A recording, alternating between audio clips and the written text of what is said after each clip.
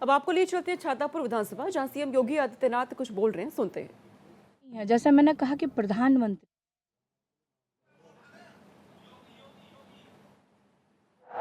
वंदे वंदे वंदे।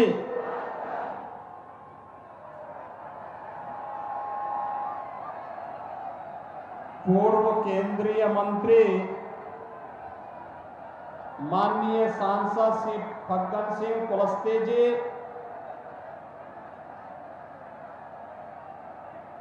लोकप्रिय विधायक एनडीए के प्रत्याशी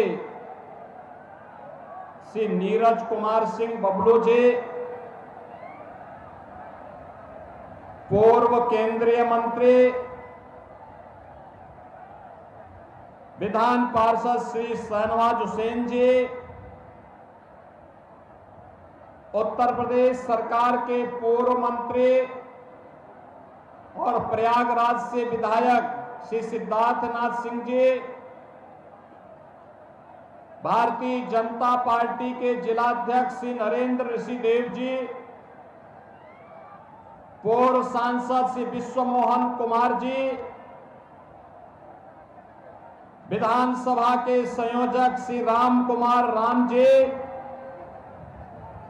मुखिया मधुबनी पंचायत श्री सीतानंद झा जी, पूर्व विधायक श्री उदय प्रकाश गोहित जी, मुखिया बलुआ श्री राम जी मंडल जी, जदयू नेता श्री फेक नारायण मंडल जी,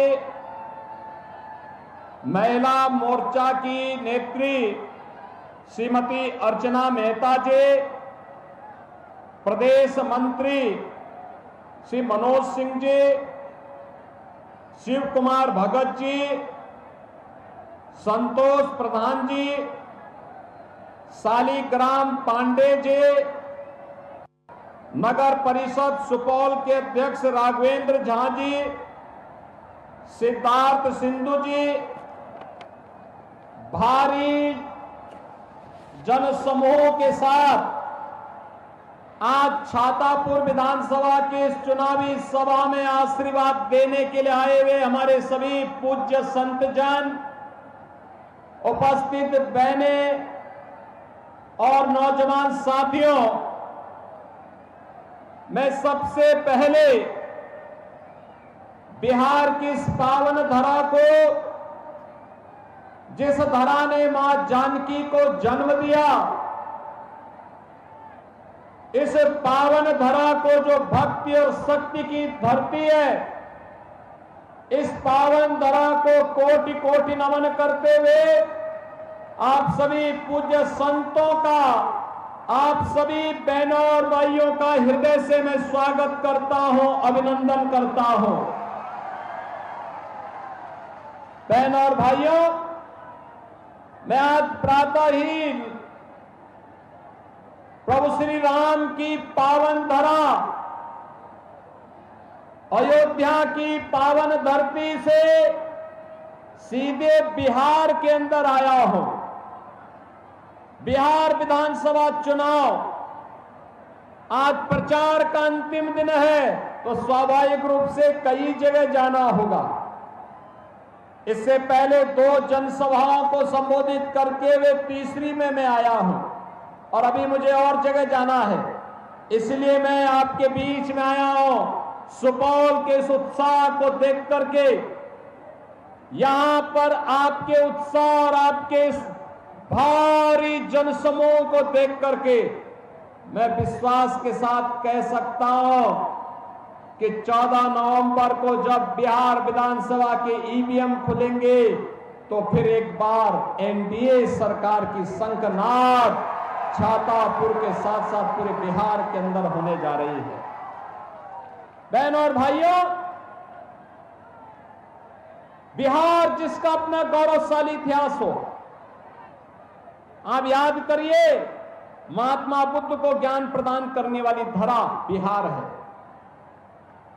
बिहार भारत का स्वर्ण युग लाने वाली धरा है। 24वें तीर्थंकर भगवान महावीर का जन्म इसी बिहार में हुआ था। देश के पहले राष्ट्रपति डॉक्टर राजेंद्र प्रसाद जी, लोकनायक जयप्रकाश नारायण जी, जननायक कर्पूरी ठाकुर जी इसी पावन धरा में जन्म लिए थे और मैथिली भोजपुरी संस्कृति को छठ गीतों के माध्यम से वैश्विक पहचान दिलाने वाली शारदा सिन्हा भी इसी क्षेत्र की, इसी बिहार की उपज है, बिहार में ही जन्मी है।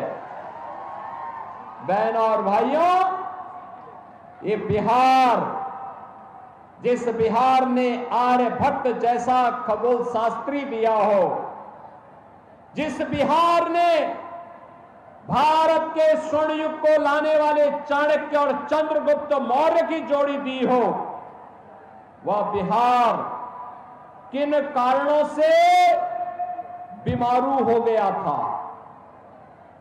कौन वे कारक थे कि बिहार को लोग जंगल राज के रूप में जानने लगे थे?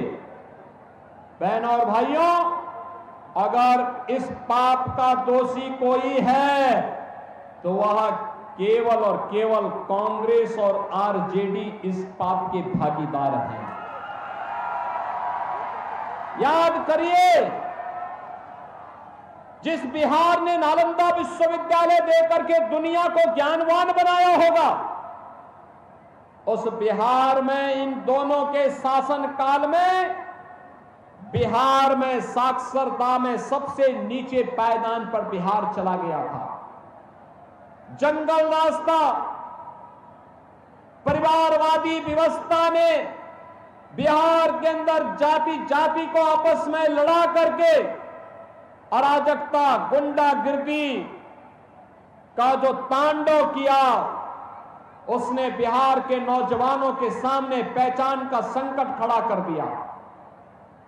अन्नदाता किसान को प्लान करने के लिए मजबूर कर दिया।